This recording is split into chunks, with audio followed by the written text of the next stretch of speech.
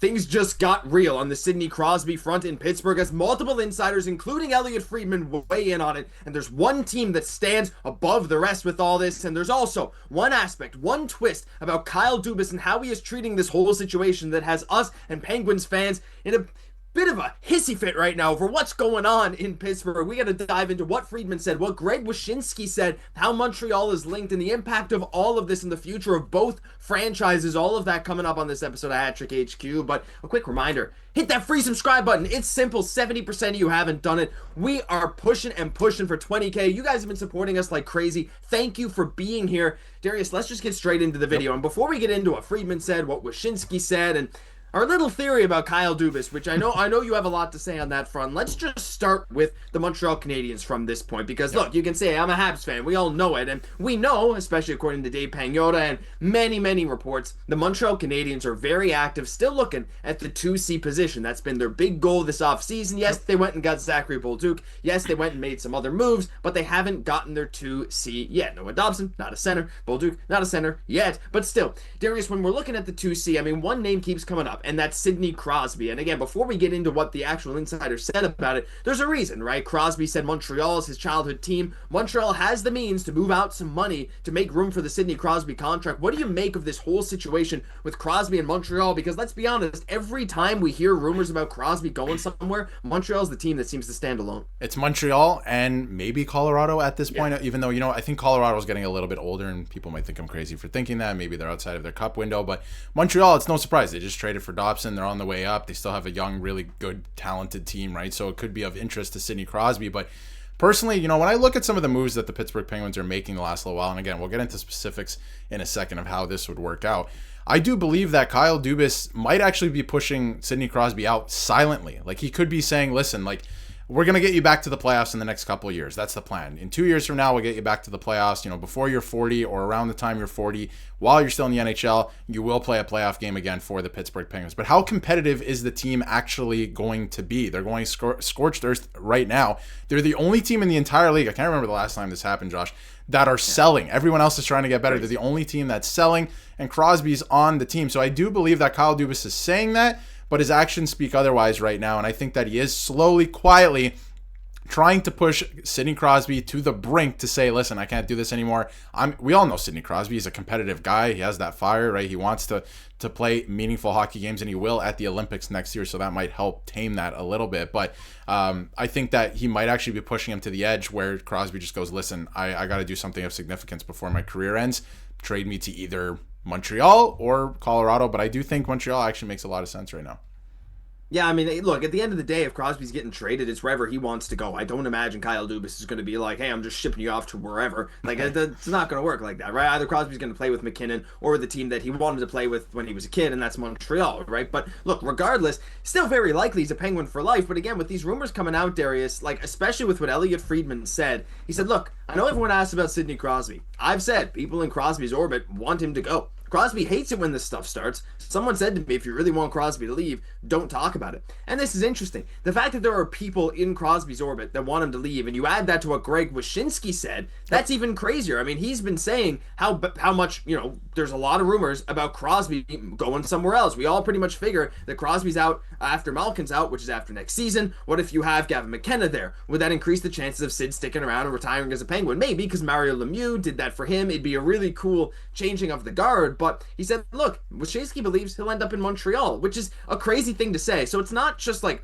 I mean, look, it might just be smoke and mirrors, but we hear this every single day, Darius. Ultimately, though, if we're talking about, the Pittsburgh Penguins situation, do you think it really just does come down to Kyle Dubas? Because I feel like if we just all shut up about it, Crosby might just go on his own. I don't know. I don't know what to make of Friedman's comment, Wyshynski's comments. Yeah. Am I crazy for just like, I kind of want to put this to the side and just see what Sidney does, because it's really, really fun to observe as a spectator. It is. And when I look at, if you're reading between the lines, what I'm kind of getting from this Elliot Friedman quote, whatever you want to call it, report from the other day, his last 32 thoughts of the season, I take it as the more you talk about it, the more it's, everyone like us are talking about it. It's going to die down a little bit as the season comes around. But, the more we're talking about it, the more he is more fired up about it. He doesn't want to prove everyone right. He doesn't want to just give up on the Pittsburgh Penguins. That's kind of what I'm getting from that. And he'd rather stick it out and say, hey, I'm the guy that's sticking through this like Mario Lemieux did for me. And, there is a real possibility, like Wyshynski brings up here, that, if they do end up with Gavin McKenna, like they have a ton of draft picks over the next couple of years that they can weaponize to, get more first round picks if they want, try to get Gavin McKenna next year. And of course, the team on paper right now is just not great. Like they're definitely going to miss the playoffs, but there is a world where they end up drafting him, and if he does come in, then do things change where Crosby goes, oh, I actually have another purpose now. I don't have to go chase a Stanley Cup. I'm going to, do what Mario did for me and try to, help this guy out, make him into the next captain and great leader for this franchise, and maybe he can lead them to more Stanley Cups down the road. So I think that's very interesting in of itself, and that is definitely an option. And of course, Greg Wyshynski goes on to say, Colorado could be an option as well. That's always in the back of the head. A lot of people have been. If Nathan McKinnon was from Toronto, that would never be a thing, by the way, No, first never. of all. So I always think that's pretty funny. But, if this were to happen tomorrow, I want your thoughts on this, Josh, with the Montreal Canadiens. Of course, if you look at their Puckpedia, this isn't, entirely accurate because, of course, LTIR and all that stuff. So they're going to have some more salary cap space. But they would need to make some space to make this work, right? Crosby, as we all know, famously makes $8.7 million.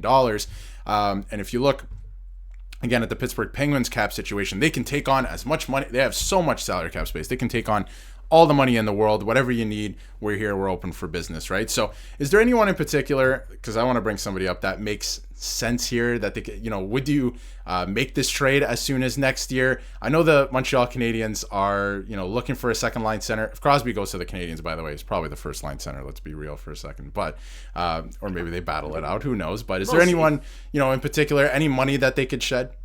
I mean, I think look, there's a certain guy that makes exactly the same. Patrick Laine does make a lot of the same money, roughly the same. Shorter term deal, Yep. and it would free up cap space earlier for the Pittsburgh Penguins.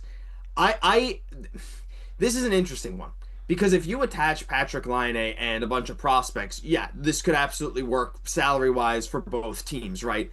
The problem is, again, you do have Carey Price coming off LTIR. Montreal still has about $4 million that they can go over the cap this summer, because you can go 10% over the cap this summer. They're, I think, $5.5 million over. Yep. So you can still squeeze out another, you can go up to 9.55. So you could only, you could take on like $4 extra million in the Crosby deal. So maybe Matheson could go the other way, but I don't really see him going back to Pittsburgh, see a reunion.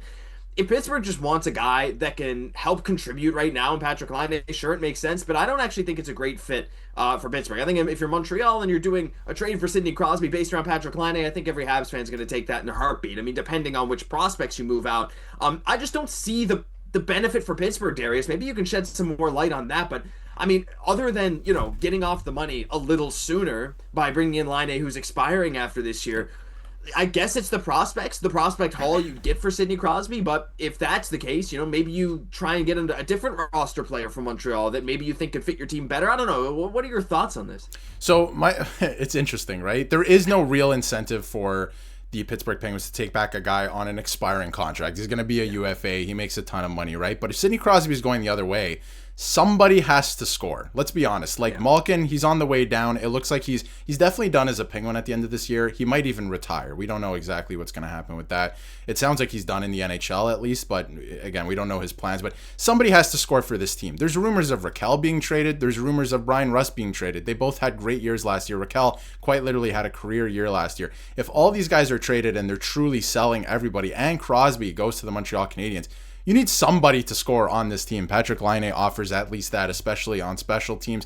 And the other reason, I just brought it up is because they make the same money. You can make that work. It would be a swap, so it would make it work for the Montreal Canadiens. But of course, it wouldn't be a one-for-one swap. Now you're diving into the prospect pool, let's say, right? Like, you take your pick if you're the Pittsburgh Penguins, realistically, if you're getting Sidney Crosby. Because, listen, if the Montreal Canadiens get Sidney Crosby, that really accelerates a lot of things. You have Noah Dobson now. Like, I think they're immediately a contender, especially with some of the guys like Suzuki who've been to a Stanley Cup final in the past. You have Slavkovsky who's coming into his own now. So to me, it's kind of like take your pick of any of these guys, maybe some guys who've been around as well. So how do you feel about that? I think the Patrick Laine thing to me is you get some scoring back on the Penguins, which you need because it would just be an absolute embarrassment of a team without Sidney Crosby. And just to make the money work. It makes the money work, and then of course the rest of the deal would include, I would imagine, draft picks and also some guys in the system.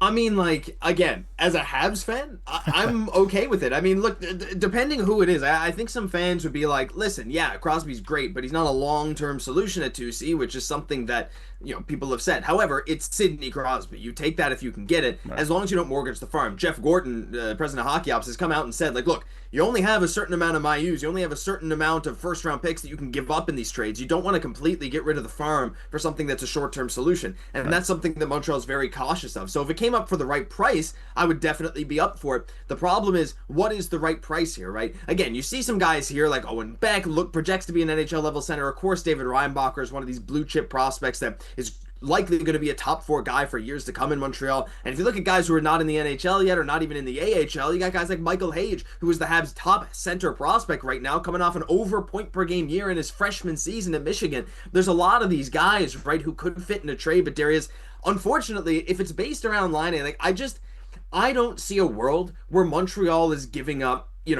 assets that Pittsburgh would want just because I think Montreal, again, doesn't want to completely get rid of their prospect pool for a Right. short-term solution, even if it's Sidney Crosby. I know that sounds crazy, but I feel like for a team that's closer to their actual cup contention window, it makes sense. Then again, like, I would never wait. If I woke up one morning and I saw we traded Michael Hage and some other picks and whatever for Sidney Crosby, I probably wouldn't be too upset, but maybe in a few years down the line, I might have a little change of tune. Absolutely, right? But there are a couple guys that I see here. I mean, what do the Pittsburgh Penguins desperately need? And, it doesn't even matter about the age. It's goaltending. And I know that the Montreal Canadiens, like you said, they probably don't want to move off of a couple of their goaltenders because they're showing a lot of promise. But that's something that could interest the Pittsburgh Penguins, right? They need help in every position, to be honest, at this point. They do have help on the way, but I don't know how long or how far out that is. They made a lot of really good decisions at the draft this year. I have to be honest. A lot of people, there was a lot of backlash on draft night, but when you take a step back and look at it, they made a lot of really good decisions. But these are decisions that are going to take a while to develop, honestly, right? You're a few years out right now. So I think that this could be attractive for the Pittsburgh Penguins. But again, some of these guys are a little ways away. And, also we shouldn't, gloss over the fact that the Montreal Canadiens were just ranked second in terms of prospects and prospect pool in the league, right? So could, definitely have some interest for the Pittsburgh Penguins there. But I don't know. Any final thoughts, Josh? Because this is an interesting one. I think that the Canadiens are slowly tiptoeing their way to cup contention at this point with some of the moves they've made. But obviously this would, I think put them right there. But it is a short-term solution because Crosby isn't getting any younger.